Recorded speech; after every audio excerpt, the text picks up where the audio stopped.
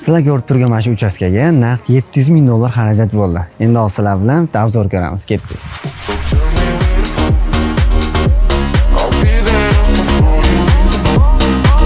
Biz Art Deco Design kompaniyasi xuddi shu uchastka uchun polностью proyektini, fasad dizayn, interyer dizaynlarigacha full komplekt qilib berganmiz. Endi bir qator sizlarga detalli joylarni ko'rsatib chiqaman. Ko'rib turganinglardek, fasad dizaynimiz klassika uslubida bo'lib, mana shu klassik uslubimizdagi hamma detallari travertin toshdan chiqarilgan. Xuddi shu toshlarni chiqarish uchun naqd 1 yil vaqt ketdi, faqat tosh o'ziga. Ushbu hovlimiz umumiy 3 ta urindan iborat. Podval birinchi, ikkinchi qavatlari. Hozir ko'rib turgan joylar hovlimiz, mana chiroyli zelen zonalar qilib qo'yilgan.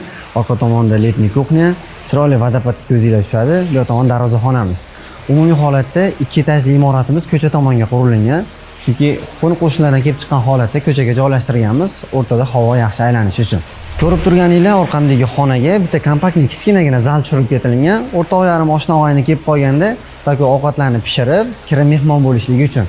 Ichkaridagi oilaga xalaqit qilmagan holatda bemalol erkaklar, oshna-og'ayni mehmon bo'lib qaytib keta oladi bemalol. Ana shu yerda nomerni ko'rib, xayolimga kelib qoldi. Siz o'zingiz fikringizni bildiring. $700,000 ga arziydimi yoki yo'qmi?